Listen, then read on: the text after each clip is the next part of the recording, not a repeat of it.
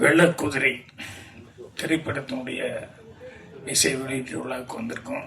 மரியாதைக்குரிய பத்திரிகையாளர் நண்பர்கள் மற்றும் அனைத்து டிவி நண்பர்கள் மற்றும் முன்னால் உட்கார்ந்திருக்க சிறப்பு அழைப்பாளர்கள் எல்லாத்துக்கும் என்னுடைய பணிவான வணக்கம் தெரிவிச்சுக்கிறேன்.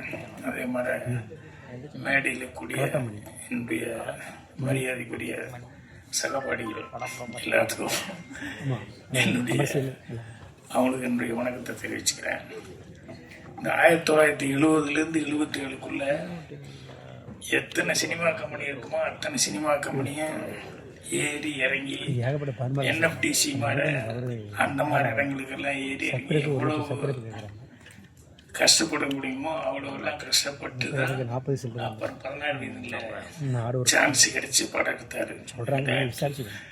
அதே மாதிரி இந்த கிழக்கு போகும் ரயில் 2வது படம், அதுக்கு மெட்ராஸ்ல இருக்கிற எத்தனை ஹோட்டல் இருக்குமோ எல்லா ஹோட்டலையும் ரூம் போட்டு எல்லா பக்கம் டிஸ்கஷன் சொல்லி போய் ஒவ்வொரு 10 நாள் உட்காந்து சரியாக வரல, மறுபடியும் ரூம் மாற்றுவோம் அப்படின்னு சொல்லி அதுக்கப்புறம் எங்கள் டைரக்டர் சுத்தமாக மனசு விட்டார். வேண்டாம் வேறு கதை பண்ணிக்குவோம் அப்படின்னு சொல்லிட்டு நான் இல்லை நீங்கள் ஏன் லைக் பண்ணிட்டு வந்தீங்களோ அதெல்லாம் ஜீவனான சீன்கள். ஏன்னா ட்ரெயினில் எழுதி விடுறது, இல்லை இங்கிருந்து ட்ரெயினில் எழுதி விடுறது. அதே மாதிரி அவன் கேரக்டர் பாட்டு கட்டுற ஆள், அவன் அந்த பாஞ்சாலி, இந்த கேரக்டருக்கெல்லாம் அவ்வளோ உங்களுக்கு பிடிச்சிருந்தா அந்த கதையை நீ செலக்ட் பண்ணீங்க, அதனால இதை விட்டுற வேண்டாம், எப்படியா போராடி செகண்ட் ஹாஃப் அது சரியாக வந்துடும் அப்படின்னு ரொம்ப நம்பிக்கையோடு போராடி அப்புறம் கடைசியில் செகண்ட் ஹாஃப் கரெக்டாக அந்த படம் எல்லாருமே புதுசு.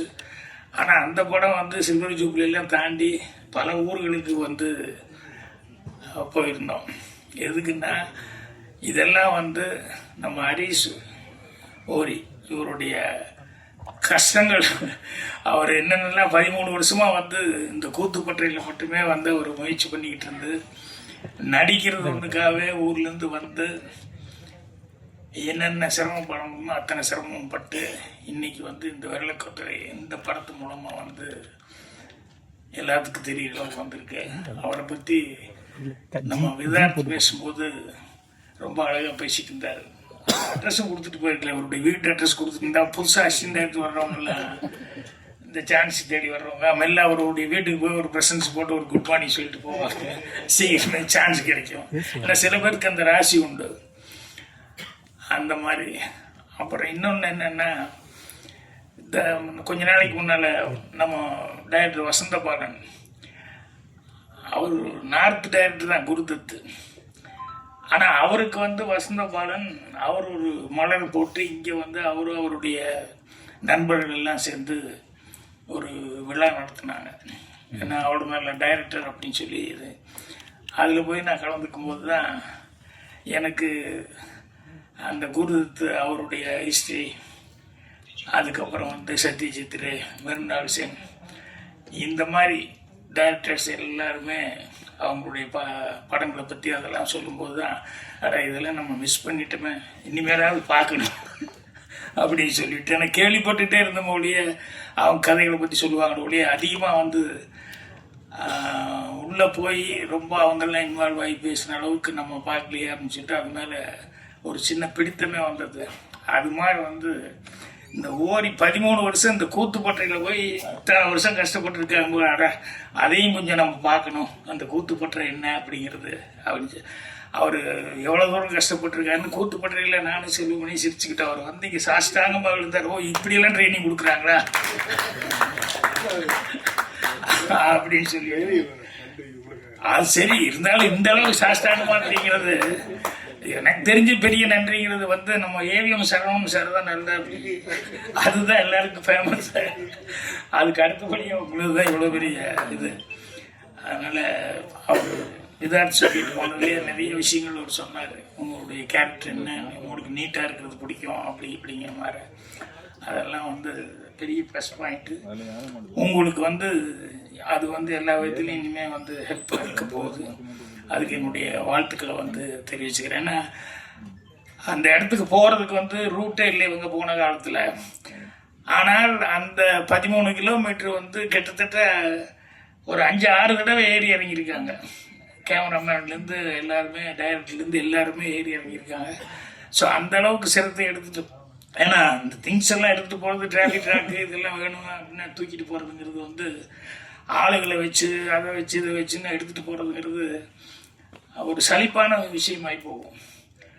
ஆனால் வந்து கண்டிப்பாக அங்கே தான் எடுக்கணும் அப்படின்னு சொல்லி அந்த லொக்கேஷன் வந்து வேணும், அது நேச்சுரலாக நல்லா இருக்கும் அப்படின்னு சொல்லிட்டு அவ்வளோ தூரம் முயற்சி பண்ணி பண்ணது அப்படிங்கிறது பெரிய விஷயம். அது அவ்வளோ தடவை வந்து போய் அப்புறம் 48 நாளைக்கு மேலே கஷ்டப்பட்டு அந்த படத்தை வந்து எடுத்திருக்காங்க.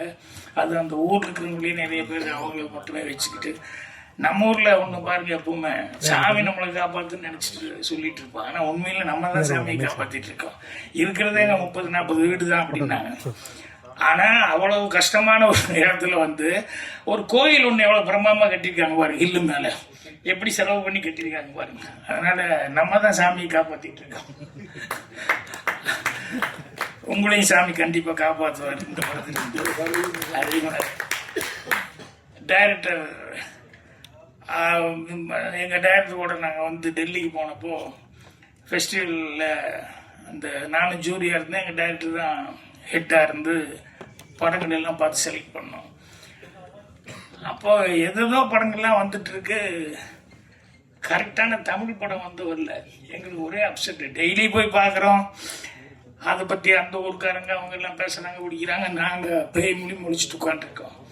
கடைசி லாஸ்ட் டைமில் வந்து காக்கா முட்டை அப்படின்னு ஒரு படம் போட்டோம். அப்பா, எங்களுக்கெல்லாம் அவ்வளோ ஒரு நிம்மதி. என்னன்னா, நாங்கள் பார்த்த படத்தை எல்லாம் சிறப்பான படங்கள் வந்தது, ஆனால் அதையெல்லாம் தாண்டுற அளவுக்கு ரொம்ப நம்பிக்கை கொடுத்த படம் வந்து இந்த காக்கா முட்டை. அதை பார்த்துன்னுமே எங்கள் எல்லாருமே நாங்கள் பூரா அவார்டு வாங்கி தமிழ்நாடே கொண்டாடுற அளவுக்கு எங்களுக்கு அவ்வளோ ஒரு பெரிய சந்தோஷமாக இருந்தது. அந்த காக்கா முட்டை படத்தினுடைய உதவியை கொண்டாடு அவர். ஸோ எந்த மாதிரி ஒரு டைரக்டர் எந்த மாதிரி இடத்துக்கு வந்திருக்காரு அப்படிங்கிறது இங்கே வந்து 2 முகங்களை பற்றி அழகாக சொன்னார். ஒரு பத்திரிகையாளர் முகம்னு ஒன்று சொன்னார், இன்னொரு முகம்னு சொன்னார். அதில் அவருடைய முகம் ரொம்ப நல்லா தெரிஞ்சது. அதே மாதிரி இருக்கிற டெக்னீஷியன்ஸு, அவங்க கோல்டு மெடல் வாங்கினவர், அவர் வந்து சான்ஸ் கிடைக்குமா அப்படின்னு சொல்லிட்டு கோல்டு மெடல் படிச்சுட்டு இப்படி வந்து யோசனை பண்ணிருக்காரு. கேமராமேன் இவங்கெல்லாம் கஷ்டப்பட்டுருக்காங்க. கண்டிப்பாக அவங்களுக்கு எல்லாத்துக்குமே ஒரு நல்ல எதிர்காலம் இருக்கு. அப்புறம் இவங்கள பற்றி விசாரித்தேன். அவங்க மராட்டி அம்மா, அப்புறம் பார்த்தா ஆனால் டாக்டரு, அப்பா வந்து கர்நாடிக் டீச்சர் நினைக்கிறேன், அவர் வந்து மலையாளி. அப்புறம் இவங்க பிறந்து வளர்ந்ததெல்லாம் பாண்டிச்சேரி, ஆனால் பேர் அபிராமி. இவ்வளவும் எல்லாம் இருந்து கடைசியில் சுத்தமாக தமிழ் பேசுனாங்க. அதுதான் ரொம்ப ஆச்சரியமாக இருந்தது. இந்த மாதிரி இதில் அவங்க கேரக்டர் பற்றி அவங்க அழகாக சொன்னாங்க, ரொம்ப அவங்களுக்கு பிடிச்சிருந்தது அப்படின்னு சொல்லிட்டு. ஸோ இந்த படத்துக்கு வந்து மெயினாக சிவா பேசும்போது சொன்னார், ஏதாவது சின்ன படங்களுக்கெல்லாம் நான் வந்து பண்ணேன், நான் வந்து இவ்வளோதான் ஃபங்க்ஷனுக்கு வர்றேன் அவ்வளோதான். ஆனால் ஆக்சுவலாக பார்த்தா செல்வமணிலேருந்து, தனஞ்சயிலேருந்து, சிவாலேருந்து, உதயகுமார், இவங்க எல்லாமே பேரரசு எல்லாமே இதை தாண்டி அந்த சின்ன படங்களை எப்படியா கொண்டு வரணும் அப்படிங்கிற முயற்சி இருக்கு பாருங்க. அதுதான் அவங்களுக்கு டெய்லி வேலையாகவே இருக்குது. ஸோ ஏதாவது ஒரு படங்கள் இப்படி வந்துக்கிட்டே இருக்கு அந்த படத்தை. அதில் ஜேபி பேசும்போது சொன்னார், குகன் அவர்களுக்கு வந்து நன்றி சொல்லி சொன்னார். உண்மையில இவங்க தான் கை கொடுக்கும் தெய்வம். இந்த மாதிரி சின்ன படங்களுக்கெல்லாம் வந்து இது, ஏன்னா அவ்வளோ சீக்கிரம் பெரிய படங்களுக்கு உடனே கிடைச்சிடும். இது எப்பவுமே சொல்லிட்டு இப்போ சின்ன படங்களுக்கு தேட்டர் கிடைக்கிறேன்னு அப்போ கூட செல்வம் பண்ணிட்டு சொல்லிட்டு இருந்தேன். ரொம்ப காலமாக இதையே சொல்லிட்டு இருக்கோம் ஒழிய ஒரு சட்டம் வரலன்னா அப்போ ஒரு செய்தி சொன்னார். டாக்டர் கலைஞர் அவர்கள் இருக்கும்போது சட்டம் போட்டிருந்தார், கண்டிப்பாக ஒரு சின்ன ஒரு தேட்டராக கொடுக்கணும் அப்படின்னு சொல்லிட்டு. ஏன்னா நான் மலேசியாவில் அந்த சட்டம் இருக்குது, கண்டிப்பாக அவன் ஒரு படத்துக்கு வந்து கண்டிப்பாக வருஷம் கம்பல்சரியாக கொடுக்கணும் அப்படின்னு சொல்லி சட்டம் இருக்குது. அந்த மாதிரி சின்ன படத்துக்கெல்லாம் கண்டிப்பாக தேட்டர் கொடுக்கணும் அப்படிங்கிறது வந்து கலைஞர் சட்டம் கொண்டு வந்தார். அது இப்போ இல்லாமல் போயிடுச்சு அப்படின்னு. அதனால் எப்படியும் இப்போ இன்றைய முதல்வர் அவர் ஸ்டாலின் அவர்களுக்கு வந்து அந்த செய்தி போகும்னு நினைக்கிறேன். அது முதல்ல திறந்து கொடுங்கப்பா அந்த சின்ன படத்தை. ஏன்னா எலெக்ஷன் வர நேரம் உடனே பண்ணிடுவாங்க. இந்த மாதிரி நேரத்தில் இதெல்லாம் ஞாபகப்படுத்தணும். ஸோ அவங்களுக்கு இந்த சின்ன படங்களுக்கெல்லாம் உதவி கொடுத்துட்டு இருக்கிறது ஆக்சுவலாக குவன் மாதிரி இவங்கெல்லாம் தான் வந்து செஞ்சிட்ருக்காங்க. ஸோ இந்த மாதிரி இருக்கிறது பத்திரிகையாளர் முதல்ல அவங்க வந்து இந்த மாதிரி சின்ன படங்களுக்கு வந்து அவங்க அவர் சொல்லும்போது இன்னொரு வார்த்தை சொன்னார், கண்டிப்பாக உங்களுடைய ஆதரவு, படம் உங்களுக்கு பிடிச்சிருந்த ஆதரவு அப்படின்னு தான் கான்ஃபிடென்ட், டைரக்டருடைய கான்ஃபிடென்ட். நானே ஃபர்ஸ்ட் ஷோ முடிஞ்சோடனே வந்து அடுத்த எல்லாரும் ஒரு பார்ட்டி மாதிரி கலந்துக்குவோம். அப்போ படத்தை பற்றி மட்டும் பேச வேண்டான்னு சொல்லுவேன். என்னன்னா அது அவங்க பார்த்துட்டு என்ன நினைக்கிறாங்களோ அதை பண்ணிட்டு அதை பற்றி நம்ம அங்கே பேசவே கூடாது அப்படின்னு சொல்லிட்டு, நமக்கு வந்து அவங்க என்ன எழுதணும் அப்படிங்கிறது வந்து நம்ம அவங்ககிட்ட போய் எப்படிங்க என்னென்னலாம் கேட்டுக்கூடாது, அது எழுது தானே போகிறாங்க அப்படின்ட்டு.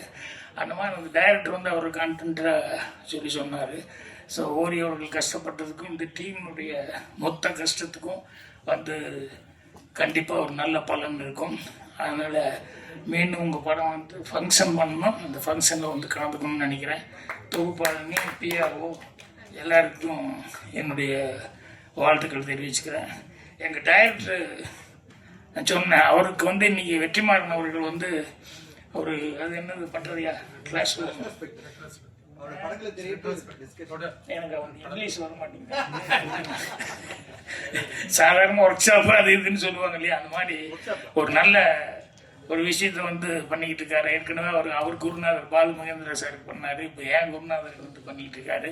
நேற்று அதை ஸ்டார்ட் பண்ணாங்க. நேற்றே நான் போக வேண்டியது இல்லை, நீங்கள் நாளைக்கு வாங்க கைதியின் தேடி படம் போகிறோம் அப்படின்னு சொன்னதுனால இப்போ அதில் போய் கலந்துக்கிறதுனால தான் நான் கொஞ்சம் நடுவுலேயே பேச வந்துட்டேன். மற்றபடி எல்லாத்துக்கும் என்னுடைய மனமார்ந்த நன்றியும் வாழ்த்துக்களையும் மீண்டும் தெரிவிச்சுக்கிறேன். நன்றி, வணக்கம். பேரரசராக நிறைய விஷயங்கள் அவர் பேசுவார்னு நினைக்கிறேன். அவர் தான் எப்பவுமே ரெடியாகி வந்துருக்காரு. ஓகே.